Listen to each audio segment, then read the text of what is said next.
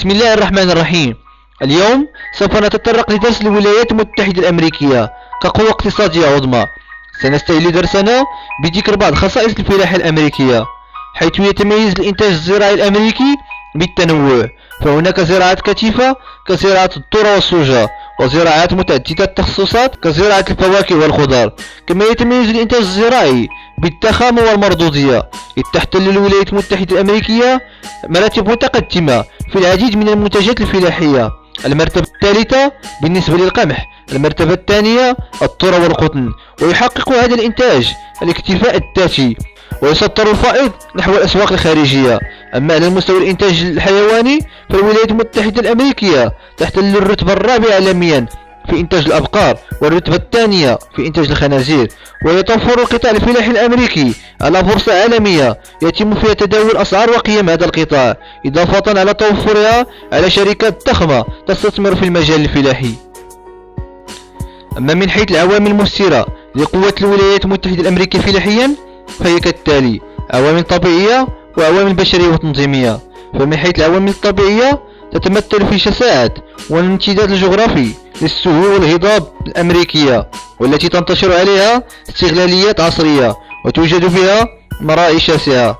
ثانيا، تنوع المناخ الأمريكي بين المناخ المحيطي والمتوسطي وشبه مداري وكذلك القاري. ثالثا، كثافة الشبكة المائية الأمريكية مثل نهري الميسيسيبي والميسوري. أما من حيث العوامل البشرية والتنظيمية، فهي كالتالي: تتمثل في توفر الولايات المتحدة الأمريكية على يد عاملة مؤهلة، إضافة إلى اعتمادها على أساليب إنتاجية متطورة من آلات وأسمدة ومبيدات وتقنيات جديدة للسقي، فضلا عن اعتمادها على البحث العلمي والاستفادة من الاندماج الفلاحي مع القطاعات الأخرى في إطار الأجري بيزنس. أما الآن سوف ننتقل للحديث عن بعض مظاهر القوة الصناعية الأمريكية، حيث تتميز بوجود مراكز صناعية كبرى متجمعة بالشمال والجنوب الغربي للبلاد. كما يتميز الإنتاج الصناعي الأمريكي بالضخامة والتنوع، حيث يحتل مراتب متقدمة في مختلف الصناعات: الصلب الرتبة الثالثة، السيارات الرتبة الرابعة، فضلا عن استفادة الصناعة الأمريكية من الشركات متعددة الجنسيات، فضلا عن احتلال المقاولات الأمريكية مكانة متقدمة بين المقاولات العالمية. أما من حيث العوامل المؤثرة لقوة الصناعة الأمريكية، فهي كالتالي: العامل الطبيعي، ويتمثل في توفر الولايات المتحدة الأمريكية على ثروات معدنية هائلة مثل الفوسفات، النحاس، الحديد والذهب، واحتياطات مهمة من مصادر الطاقة كالغاز الطبيعي، الفحم والبترول، إضافة إلى مراكز كبرى لتوليد الطاقة الكهربائية. أما من حيث العامل التنظيمي الرأسمالي، فتتميز الولايات المتحدة الأمريكية بتوفرها على مؤسسات مهمة تهتم بالقطاع الصناعي عن طريق توجيهه ودعمه في الأسواق الخارجية والداخلية، فضلا عن سيادة النظام الرأسمالي الحر، مما أوجد مقاولات وشركات متعددة الجنسيات تكرس هيمنة الولايات المتحدة الأمريكية على الاقتصاد العالمي. أما من حيث العامل البشري، فتتوفر الولايات المتحدة الأمريكية على يد عاملة مؤهلة وذات كفاءة عالية، فضلا عن استقطابها للأدمغة الأجنبية من أطر عليا وعلماء وباحثين ومفكرين. وأخيرا، العامل العلمي، حيث تعتمد على البحث العلمي والتكنولوجي في تطوير الاقتصاد. وتتوفر الولايات المتحدة الأمريكية على شبكة من المعاهد والجامعات والمراكز للبحث العلمي تعمل على تطوير الصناعة، ومنها سيليكون فالي.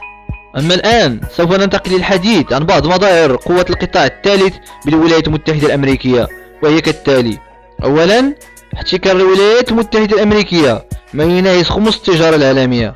ثانيا، تعتبر أول مصدر في العالم وكذلك أول مستورد. ثالثا، يشكل قطاع التجارة والخدمات الجزء الأكبر من ناتج الداخل الخام للولايات المتحدة الأمريكية. رابعا، تعاملها مع مختلف دول العالم، خاصة دول القارة الأمريكية ودول آسيا ودول أوروبا الغربية. كما تعد أيضا أول مستثمر خارجي في العالم وأول بلد في العالم يستقطب رؤوس الأموال الخارجية. أما من حيث أبرز العوامل المؤثرة لقوة التجارة الأمريكية، فهي كالتالي: أولا، العامل الطبيعي، والذي يتمثل في الموقع الاستراتيجي للولايات المتحدة الأمريكية وانفتاحها على واجهتين بحريتين. أما من حيث العوامل التنظيمية، فسنردها كالتالي: أولا، توفر على بنية تحتية مهمة تتجلى في مطارات وموانئ وشبكة طرقية وسكك حديدية. ثانيا التنظيم الرأسمالي المعتمد على الاقتصاد السوق والتركيز. ثالثا توفر على عملة يتم تداولها على مستوى الدولي وهي الدولار. وأخيرا سوف نتطرق لبعض التحديات والمشاكل التي تواجه الولايات المتحدة الأمريكية، والتي تنقسم بدورها إلى داخلية وخارجية. فمن حيث التحديات والمشاكل الداخلية فهي كالتالي: أولا تعدد الكوارث الطبيعية والمخاطر البيئية. ثانيا انتشار البطالة والفقر في بعض الأحياء الهامشية. ثالثا العجز في الميزان التجاري الأمريكي. أما من حيث المشاكل الخارجية فهي كالتالي: المنافسة الشرسة خاصة من طرف الاتحاد الأوروبي واليابان، فضلا عن عدم استقرار قيمة العملة الأمريكية الدولار. ونخلص في الأخير أن الولايات المتحدة الأمريكية تعتبر قوة اقتصادية عظمى تفرض سيطرتها على العالم، ورغم هذا فهي ما زالت تعاني من عدة مشاكل وتحديات.